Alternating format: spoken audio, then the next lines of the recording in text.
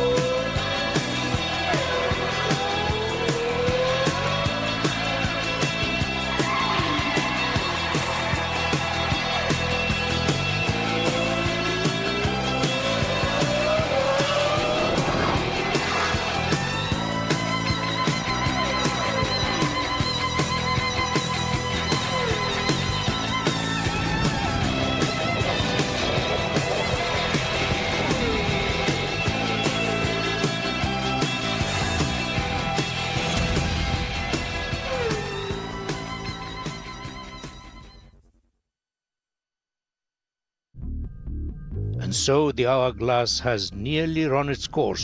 One last tumble of the grains of sand, and it's all over.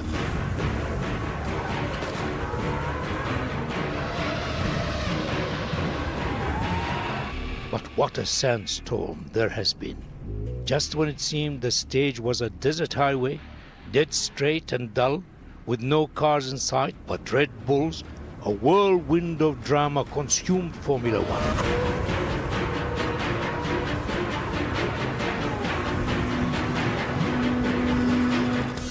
Out of the engine-clogging cloud, Fernando Alonso now has the clearest view of the finish line.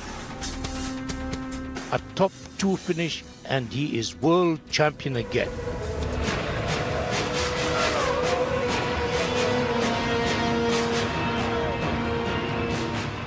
If Alonso falters, the mathematics become as clear as the heart of a milestone. Webber and Vettel still have their chance, and even Lewis Hamilton could charge through the long odds to claim the title. It is a confusion of expectation, where nothing is certain, except that the sands of time will wait for no man.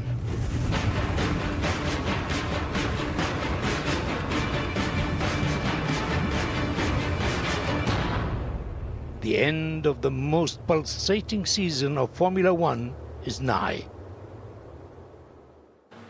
Indeed it is. Good afternoon and welcome to the final race, the one that will decide it all. And on a day that's all about making sure that we remember who, in the next few hours, will seal their place in Formula One history.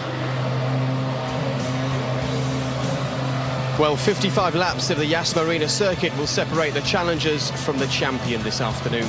And how apt that in a sport where the old adage is how fast can you afford to go, the title will be decided at the most opulent, grandiose circuit of them all, the multi-billion-pound Yas Island development, where the tickets are all sold out and the world is about to watch the most dramatic of Arabian sunsets.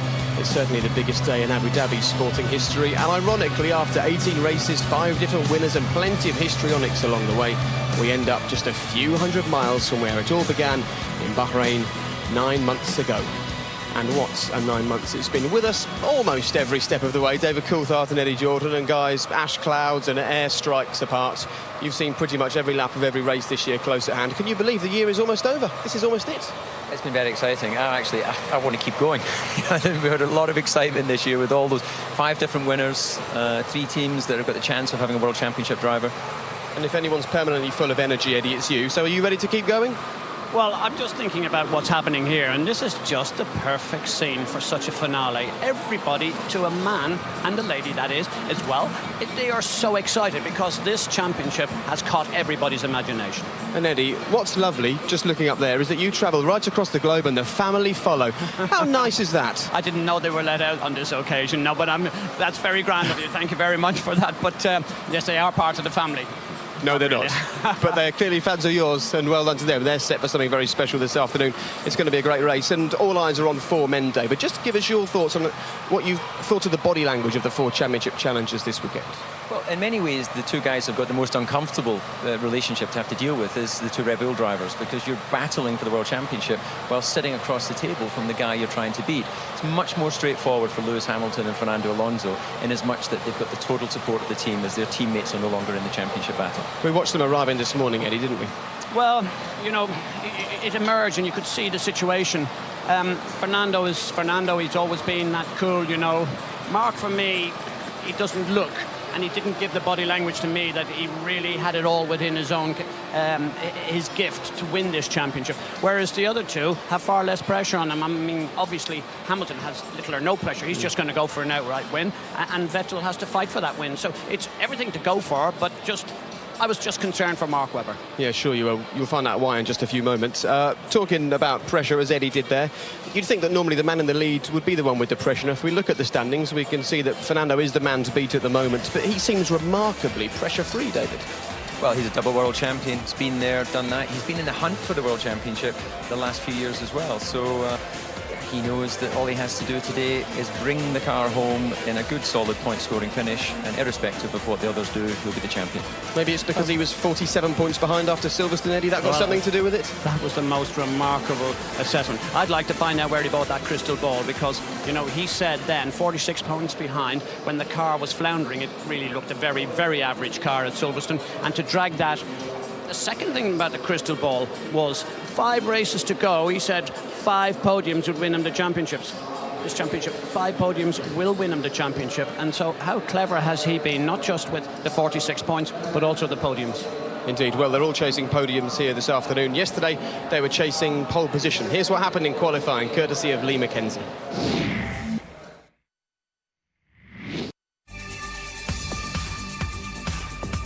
As the sun was setting in Abu Dhabi, the tension was rising as the most important qualifying session of the season got underway.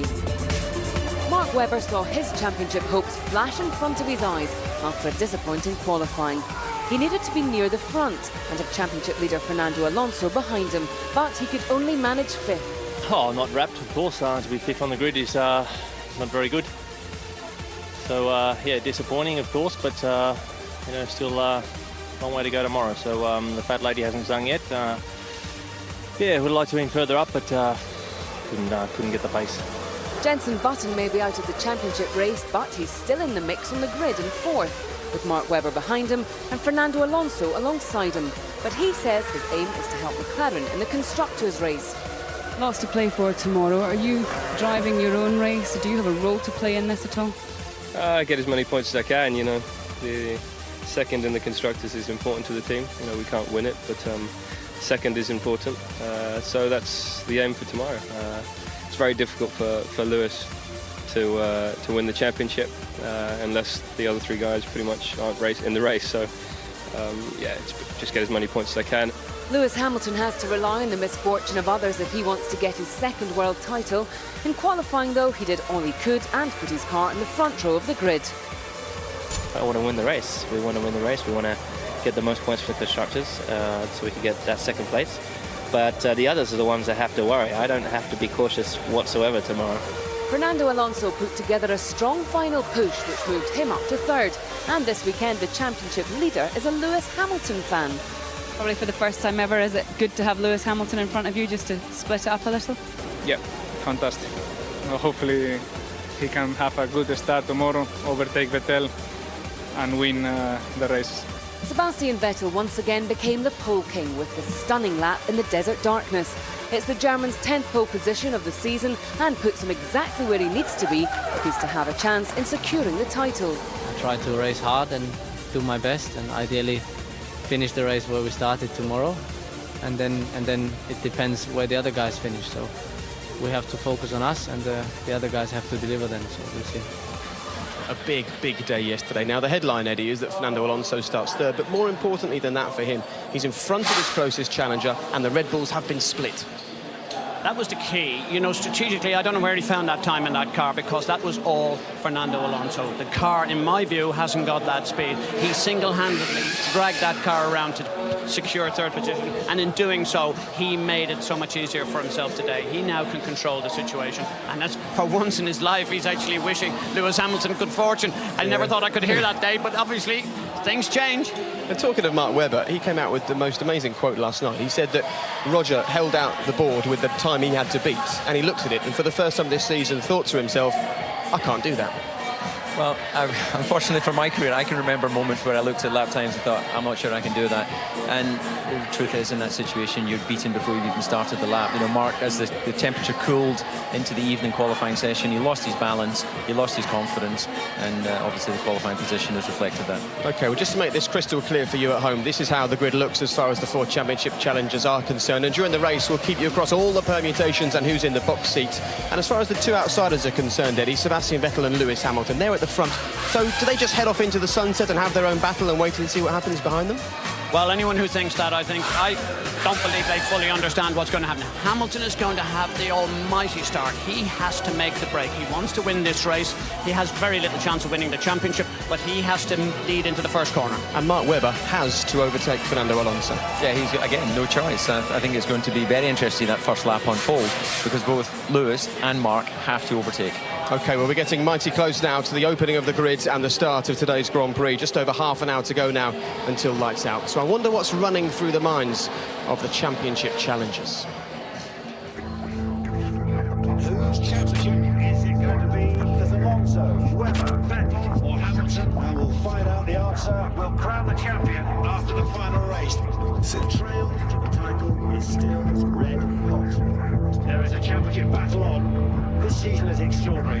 It's been riveting. We're going to find out which of these drivers has got the head and who's got the touch. Needed. Just 8 points in it between the leading 2. This is coming alive. Weekends don't come much better than this.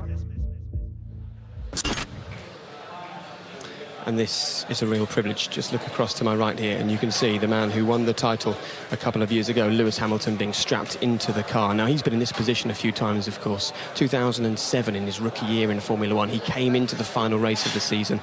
He didn't win the title. A year later, exactly the same situation, and he didn't win the title. So here we go, the 3rd time in 4 seasons in Formula One that the man 2 feet to my right is being strapped into his car to go for the title. Quite remarkable. Such a privilege to be in here at such an important moment. And of course, if we take a look across at the other side of the garage past John and Jessica, Jensen's girlfriend and his dad, you can see Jensen's car. He's also in the car now. You can see his distinctive Union Jack coloured helmet there. And of course, you can't write him out of the battle today. He might be out of the championship challenge, but he starts this race 4th, and of course he can be holding up drivers and trying to do everything he can to help Lewis Hamilton. So let's just quickly nip round here, have a quick word with a couple of members of Lewis's team, see how they're feeling. This is Paul here, who worked with David Coulthard when DC was at McLaren. So Paul, can your man here win the Grand Prix? Yes, definitely.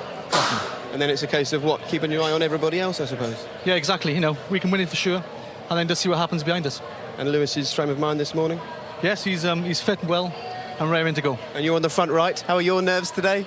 They're fine. That's easy. That's the easy part. OK, get the wheel on the car. Definitely. All right, thanks a lot, Paul. Nice to speak to you. And his former colleague, David Coulthard, is a couple of garages down. David, it's been happy families in here this season. Not quite so where you are, though. Well, indeed, and you know, I'm going to do exactly what you're doing, Jake. I'm probably not going to whisper quite as much as you were within McLaren. So here we are, getting right in the heart of the Red Bull garage. The difference for this team, of course, as we can see Mark Webber just getting his suited up at the back of his car, is that they have 2 drivers battling for the championship. So there's been a lot of tension to manage within the team. And what I'd like to try and do is just see if I can grab someone who has got to be a middleman. Don't want to have anyone that actually works on one car or the other. Actually, I don't know if you'll be able to see me, Andy, around the back here. I'm going to just grab Kenny Handcammer. I'm going to bring him to you. Don't worry. Go on, Kenny. There we are. Right. Kenny, we're just talking about the contrasting fortunes between McLaren, Red Bull, Ferrari. Now, you've been in the situation where you have to manage 2 drivers going for the World Championship. Now, you're the crew chief, you're the chief mechanic. How do you manage to keep the natural desire of the 2 groups of mechanics wanting to win for the driver, but equally they've got to work together in the pit stop as well? Well, it's all about Red Bull. I mean, we were focused on where we get with Red Bull. Both sides of the garage get on fantastically well together. Probably the best relationship in Formula One that I've known of at the time I've been doing it. So that's what we're focused on. You know, we're Red Bull. That's it. So you don't have a preference in which one of these two? No. You're not going No, Australian, you're not going German? Just need to win. Okay, well, good luck with that. So, talking about the contrasting fortunes, we're going to join Eddie down in Ferrari because, of course, they're just supporting one driver, Fernando Alonso. David, thank you for that. Yes, I am in front. In fact, I'm in front of the car that's currently leading the World Championship, the car of Alonso, as he's actually getting into the car. How exciting is this? This man has the hopes not just of Italy, of Ferrari, but indeed of Spain. Everything is on this man. He's in front of the championship. The others have to catch up with him. Just going to ask Luca, who's in charge of everything that happened. How big a moment is this for Italy, for Spain, in fact, for Ferrari? It's a great day for Formula One, for our country, for Spain, but I think for all the Ferrari fans all over the world, who are the biggest group, I would say. So let's hope we're going to have a great race and obviously a great result for us. Have a great race. It's so exciting. Thank you, Luca. Luca, thank you very much. Good luck this afternoon. Just looking at Fernando there, being in front of Mark, he will know that if he keeps Mark behind him, he only needs a 4th place finish for this Grand Prix. Can you make a case for anyone other than Fernando Alonso being world champion today, Eddie? You know, we've had so many twists and turns this season. It's been remarkable. And it would take a very brave person who would actually try to call that. We saw the crystal ball. I'd like to see what's going on at the moment inside Alonso's crystal ball, because he has predicted everything so well this year. And he looks very calm, very collected. It's going to take a tough man to take this crown away from him. Sure. How did you feel going into Red Bull? Could you sort of cut the tension with a knife in there? It's been an incredible dynamic between those two drivers this season. It has, and I think that Kenny hit the nail on the head there. You know, they manage the relationship between all the mechanics, the team, of course. It's all about Red Bull having success. But there's no love lost between Mark and Sebastian. And I think Christian Horner said earlier in the weekend, we can safely assume they won't be spending any holidays together anytime soon. Yes, they're not on each other's Christmas card lists, are they? Well, as you can see, we've been in the garages, the drivers are in the cars, the grid is about to open, the cars are about to head out to the grid, and we'll do exactly the same and join Martin Brundle out there very shortly. A little over half an hour to go until the final race of the season. And what a season it's been. Sometimes you'd be forgiven for thinking that someone who runs Formula One writes the scripts as well. In fact, this season has been particularly impressive. So after such a blockbuster year, I know the perfect 2 leading men to review it for us.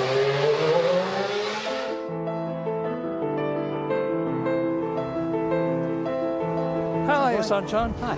Hey, look at this. This looks good.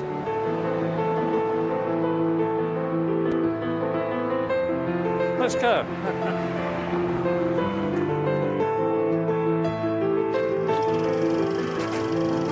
I think we've had one of the most fantastic seasons we've ever had. I think we've been very lucky. I think we've had some really good races. It really has had just about everything you can possibly think of this year. I think that the final now, of course, is something you could never orchestrate. I mean, it's good enough for a film. Sterling, are you receiving me? Yeah. Who do you think is going to win this year? I think Alonso starts as definitely as favourite, but I'm hoping it's going to be Mark Webber, actually, because I think he's improved so much and done a great job. I want Webber to win, and I'll tell you why. First of all, he's a jolly nice bloke, and secondly, he's come all the way from Australia without a bean in his pocket, and he's fought his way up. Now he's in a car that can win, and he's my man. I think that Vettel is the fastest driver out there. I reckon that he probably is as quick as anybody. Sebastian Vettel should have done better this year. He's driven into Jenson Button. That certainly shouldn't happen. That was a Vettel mistake. He's driven into Mark Webber. That shouldn't have happened. There was a Vettel mistake. So he's lost an enormous number of points there that could have made him world champion. If there's one thing that you shouldn't do in a Formula One team, irrespective of the circumstances, it's to drive into your teammate. I would think he would feel as sore as a boil. I would feel upset, obviously, but it's a racing incident. I mean, if you're going to really try to be the fastest driver, you've got to push as hard as you can, and those things happen. I think one must give him his due. I think Alonso has driven darn well. In terms of political nous, leadership, tactics, strategy, sheer driving skill, put all that lot together, it's Alonso for me, and he's a double world champion already to prove it. Team orders have existed in Formula One and motor racing ever since motor racing began. Sterling suffered from that. He lost the World Championship in 1958, Sterling? Yeah. Yeah, I mean, well, you tell them. Well, no, I must say, as far as I'm concerned, the team's first. It has to be, I mean, your loyalty should be to the team. Obviously, you want to do as well as you can, but I'm all for team orders. And I know when I signed my contracts with various teams, as I got more senior, I had a clause in there that I could take over the car from another driver if I wanted to. I tell you what, if Vettel is ahead of Mark Webber on the last lap and he's leading the race, do you think he's going to move over and let Webber through? No, I don't. Be a nice gesture, but I don't think he will. Lewis this season has not been as good as Lewis has before. He's made a couple of mistakes. I love the way Lewis Hamilton drives because he really, really goes for it. And Lewis manages to find opportunities and places to pass people where most of the others can't do it. I've been watching every Formula One race since it started in 1950, and we've certainly never had a time when we've had 4 drivers all vying for the championship title at the last race of the year. I think we're seeing Formula One at its best this year. If you wrote a film script about this year, it would make an absolutely fantastic story.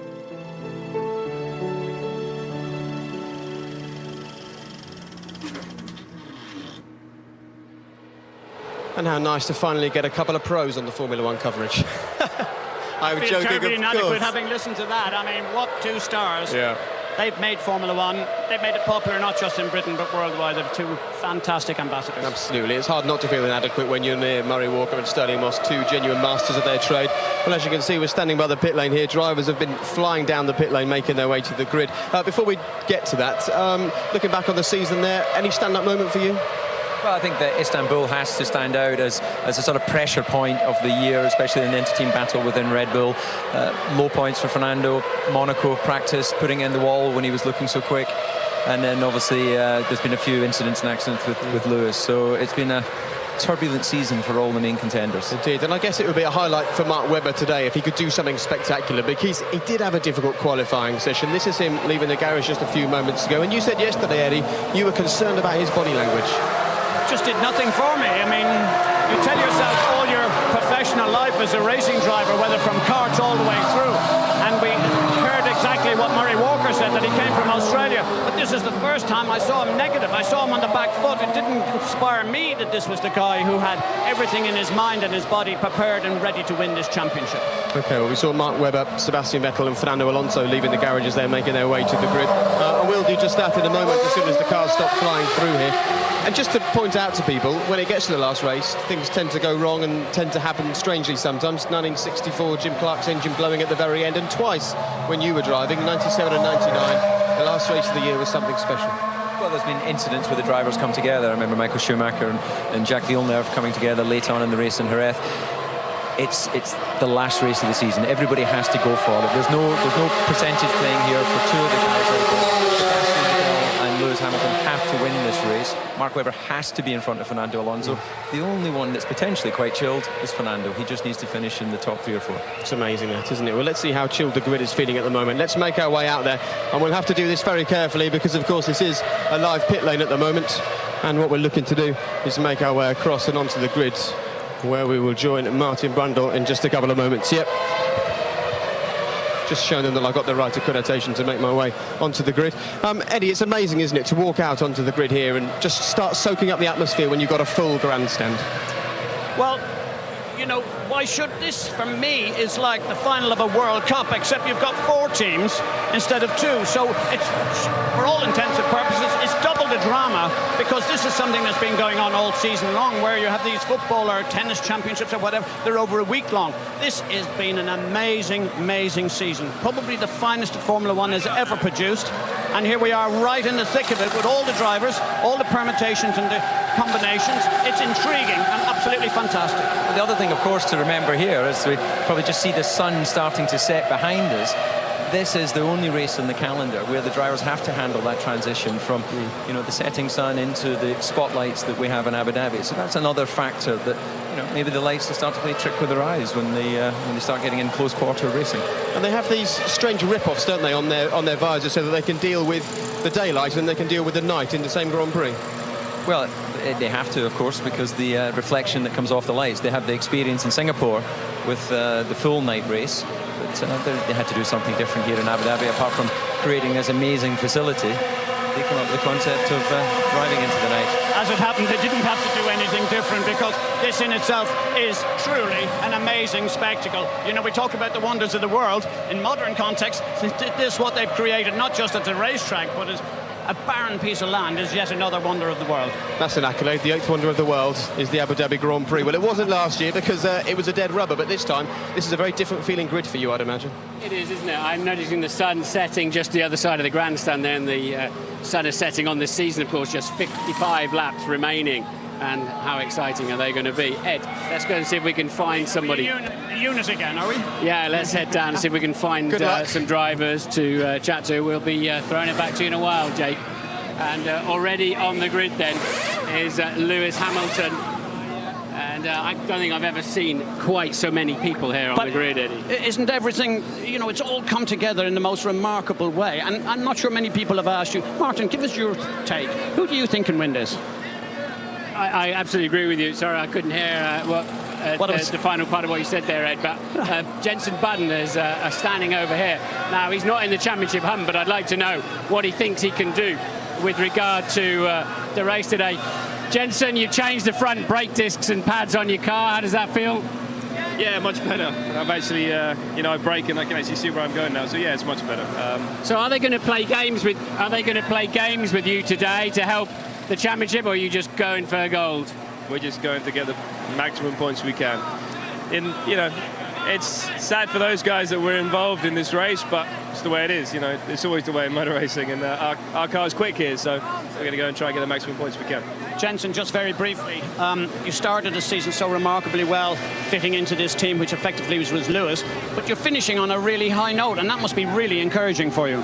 Yeah, I mean, Sundays for me have been great all year, but Saturdays has sometimes been a weakness, and that's something I need to solve for next year. But yeah, it's not such a bad place to qualify after the start of the weekend, so I'm looking forward to this race, and I know our car's good on high fuel. So when you come up against the World Championship contenders, somebody like Alonso, surely if you stick him in a 50-50 situation, he's got to get out of your way, hasn't he? Yeah, but you don't think about that when you brake for turn one. Nothing changes.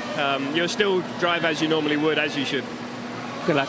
Let's see who else we can find. We've got Mark Webber is over here. He's had a difficult qualifying down there in 5th place. He's off the grid at the moment. I didn't like the look of Mark yesterday, did you, in that body language thing? It was the first time I'd seen him negative. I mean, did you see something like that, Martin? You know, pressure's an amazing thing, and he tightened up in the car, didn't he? And he didn't get the job done when he most needed. For me, that was the moment. Mark's difficult lap yesterday was the moment when all of the emphasis and the advantage went to Fernando Alonso to take the title. He's the man who's got the easiest job of taking this title this afternoon, but who knows if he has any kind of problems. He's running on the last dregs of his final engine of the season, but so are the 2 Red Bull guys as well. Now, Fernando Alonso is at the front of the car. Eddie, let's just see if we can gate crash. He's talking to the Italian television station, we hear, but that's probably a result for you, Martin, because I thought it was the Austrian TV that you used to have the... Yeah, well, they all hate me, Eddie, so it doesn't really matter. They're not specific on that. I think we might struggle to get in here on this one, but I really would like to have a chat with the guy we think can become the world champion today. Is there any chance of a quick chat with Fernando? All done, is it? Okay. Lewis is his manager here. Lewis, how is your man? Is he confident? What did he say to you? You're his man? It's okay. It's okay. More than okay, surely. Okay, for sure. Is this a bigger day for Spain or a bigger day for Italy? Spain, of course. Okay, let's wander forward. Sebastian Vettel then is on pole position. A stunning lap. You're going to see it shortly in the programme to get himself onto what was one of the most important laps of his career as the King of Spain. I'd like to just say hello to him if we can get through this entourage. I think we haven't seen him for a while and he's not been well, so we'll just see if we can gate crash this very, very serious problem. Sir, How are you? Good to see you. Everything okay? So Fernando Alonso could make this a fantastic season for Spain, the World Cup. That is bad luck to say it before the race. Okay, and wish him all the best, and we will cross our fingers. Okay, very good to see you again. Cheers. May I just please, Martin, I've got Bernie for a second. Bernie's the ringmaster in all of this. He's made all of this happen over a very long many of years, and we need to give him fair credit for that. Bernie, how did you manage to pull this one? This is the gentleman that made it all happen, the crown. Your Highness, great honour, absolutely. It's a brilliant privilege. What you've achieved here, what you've done here for Abu Dhabi is remarkable. You deserve all the credit that you're getting. This is a remarkable day. Thank you very much. We cannot do it without our friend. We know that. He is our inspiration and our leader. Thanks, Bernie. Well done, Bernie. I think, Eddie, for me, this is now the second best race of the year after Singapore, I have to say, for me, in terms of ready for F1, what's special for F1 and the feeling, the facilities. Everything revolves here, Martin. It's just the country closes down. They have pinned their colours to the mast. By that I mean they are the people who have said, we want to be part of Formula One, we will get Formula One, and we are going to make it into the principal sport of our country. So the Middle East has absolutely made it very emphatic as to where their responsibilities lie. Where do your responsibilities lie today? My hands. I think I'm steering the car with my hands, so I think, you know, as always, I have a certain responsibility, but I enjoy to have that. You've got nothing to lose, really, have you? Just got to go for it. Yeah, I mean, we start from pole, so things are looking good. I think we had good starts in the past, so should be all right. 2 parties in 1 week, is that how you see it?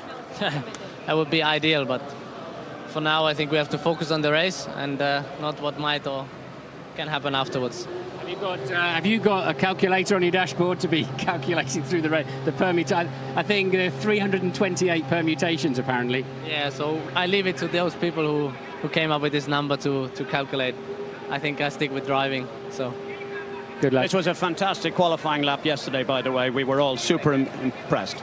Right, let's see if we can find anybody else. We've already raided the royal party, and will we be allowed in here the next pole time, sitter. Marky? We've been turned away from talking to Alonso, but I completely understand. I'm amazed that any driver is prepared to talk to us today, quite frankly. And you spoke to the Crown Prince, didn't you? Well, we're ticking the boxes off.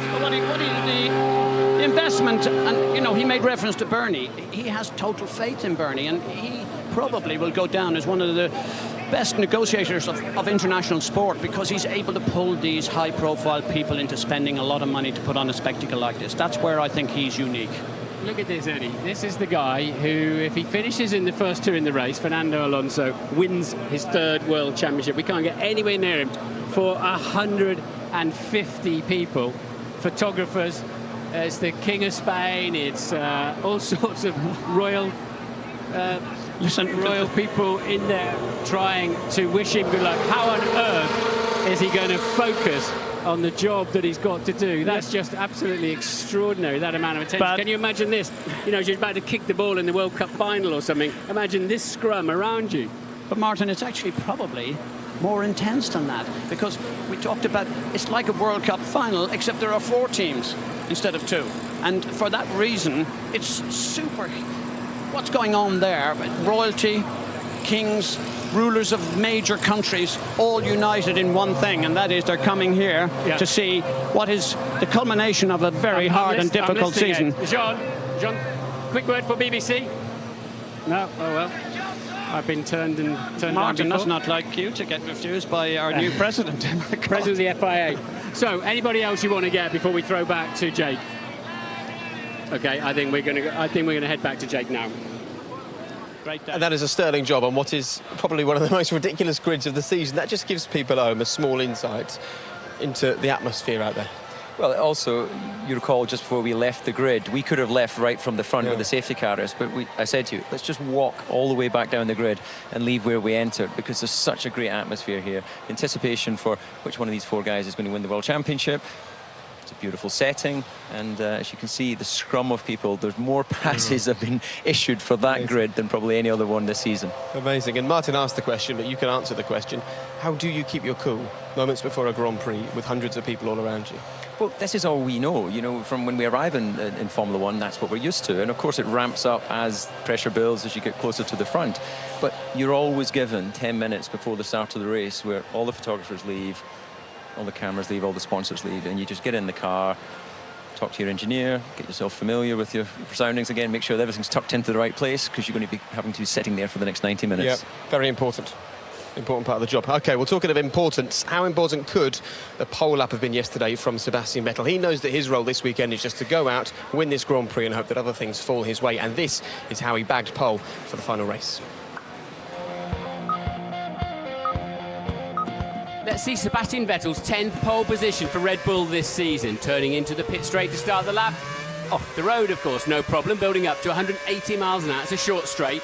At the end is turn 1, down to 80 miles an hour, third gear. It's open through the exit. Now watch this Red Bull car turn 2 corners at 160 miles an hour, effectively into a straight line. Incredible grip and balance, cascading down the hill towards turn 5. We're doing 190 miles an hour. Brake hard, glance across the curb. The car understeers through turn 6. A short squirt to the hairpin of 7. This is an important corner. Takes a wide line in, straightens the car, floors the throttle.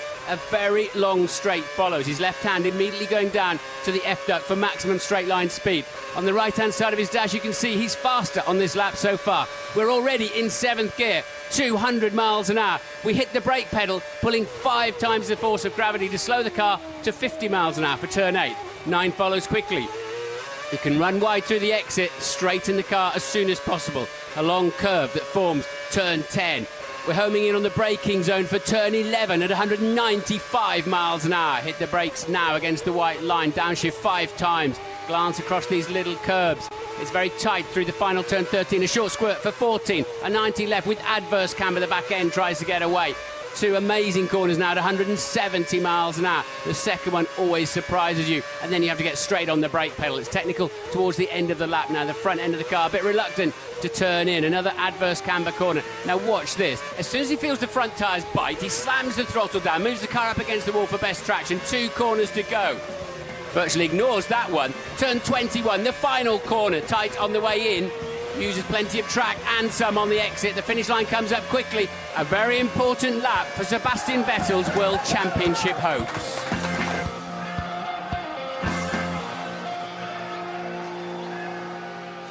Some hot lap and some time to do it. And hot footing his way to the commentary box was Martin Brundle till we grabbed him. Just tell us what you said to Eddie about the grid that you were just on. That's the maddest grid I've ever been on in 14 years of doing that. You couldn't move. You couldn't see the cars, for goodness sake. It's worse than Monaco even. Well, we can't hold you long because you've got somewhere to go, obviously. How are you feeling about calling the race that will decide the title? Well, you know, my head's really clear, and I think it needs to be. This is going to be one busy afternoon, isn't it, of understanding all the permutations. I hope there's not an incident in the first corner or something that eliminates half of that story. Right, and the less glamorous side of this job is that Martin now has to go down there, through a tunnel, to the other side of the grid, and up some steps. So we'll let you go, and we'll see you soon. OK, thanks a lot, Martin. Right, let's just quickly hear from Christian Horner, because he's been with Ted Kravitz.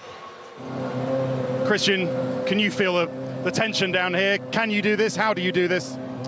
Well, it's just another race. There's a bit more at stake with it, but I'm just delighted we got the constructors out of the way last weekend, so it's a headache we don't have to think of. But we got 2 drivers that can win this World Championship, depending on various outcomes, and we just got to go for it. And you know, that's the strategy. But it's difficult to overtake round here. We saw that from last year. How's Mark going to make the progress he needs to?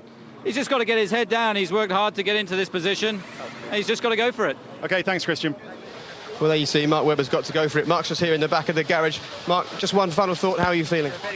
Oh, pretty good, mate, actually. I think it's been a long, amazing season, hasn't it? There's been some amazing performances and drives and different things happen all that through the year, but now we're down to the last race, and we know it could have gone on even longer if there was more races, but there's not. Today is the day it's going to be decided on the Drivers' Championship, and, of course, I hope it goes my way. OK, Mark, very best of luck, and we'll allow him now to make his way to the grid, and I'll go back to my friends who are in the paddock. We saw a few moments ago Fernando Alonso speaking with the King of Spain, and you really can't underestimate just how much pressure there really is on Fernando Alonso. Not only is he now driving for an Italian team, and a team that have taken to him so quickly, but also the whole of Spain. You know, we've got 2 Grand Prix now in Spain because of the popularity of Fernando Alonso. And David, it's fair to say that Fernando is a man who's been taken to the hearts of the Tifosi pretty quickly, maybe quicker than any other Ferrari driver almost. Yeah, he's got everything that they love. He's got the passion, hasn't he? You know, Michael Schumacher won many world championships with him, but in many ways the stereotypical, very sort of efficient, cold, clinical character that he was. It was difficult for him to sort of have his heart on his sleeve in the way that Fernando does, and the way he's gone about his racing in Formula One. OK, we've heard from one team principal. Let's hear from another. Martin Whitmarsh is with Ted. Martin, tell us, how's Lewis feeling? How's he going to do this race? I think he's feeling more relaxed than most. I think he, he's had a bit of tonsillitis this weekend. I think he's feeling a bit better today. And I'm sure the adrenaline is going to keep him going, but he's just going to try and win the race. So we don't have to do any complicated mathematics like some of the other cars. Win the race, that'd be a great result. We get a 1-2, even better. If something happens behind us that's untoward, then great. So I think it's very simple. We're just going to focus on trying to win a race. Okay, thanks. Have a good one. And we could see some very punchy driving from his man, because Lewis Hamilton starts alongside Sebastian Vettel, who gets his steering wheel on, gearing up for the race. Less than 7.5 minutes to go. And Eddie, we could see a real ding-dong battle at the front, because all that Lewis and Sebastian have got to do is battle against each other and see what else goes on. Well, if it was all that easy, we'd all know, and we'd already have a world champion at this stage. But we know there have been so many twists and turns to this season in long 19 races. And for me, you just can't eliminate anything. And particularly the first corner, anything can happen. Yeah, we talked about it in the track guide. This first corner actually being one of the more open corners on the calendar. So that means they don't need to stop so much on the way in. So it's going to make it quite difficult for Lewis to outbreak Sebastian now. Is the first part of the first lap, though, when Lewis has a really good opportunity on Sebastian? He's got to pull something out of turn 7, which is the hairpin leading on to one that's a kilometre-long straight. If he can't get hooked up and passing Sebastian there, it's going to be very difficult thereafter. Eddie, what would you be saying to Mark Webber? Because he needs to be past Fernando Alonso, he needs to be at the front, but he doesn't want to fall off the racetrack. How do you sort of weigh this up? Well, first of all, there's been a couple of unforced errors. Absolutely, let's be clear about that. Mark Webber has put himself in this difficult situation. It was in his grasp 2-3 races to go, and falling off the road was his error in Korea, and that was the start of this problem for him. However, right now, if I was his team boss, I would say make sure you exit the first corner and the first lap in one piece. No worse than where you actually are qualifying. And then you get your mind and your strategy together and strategically find the most likely place where you can pass. That's the crunch. OK, pick a world champion for me. Oh, I don't think I can, but I would probably go with Alonso if I had to. David? You've got to go with the statistics, and statistically he's been the better guy this year. So there you go then. Two men right here, say Fernando Alonso, which would not put a smile on the two men that you can see on your screen right now. Look at that, happy families in Formula One, but for how long will Red Bull and McLaren be smiling? There's Helmut Marko, very close to Sebastian Vettel. Right, here we go then, in the company of Martin Brundle and Jonathan Ledyard. It's time for the final lights out of the 2010 Formula One season, and when the flag drops, a champion will be crowned. Ladies and gentlemen, it's the decider in the desert.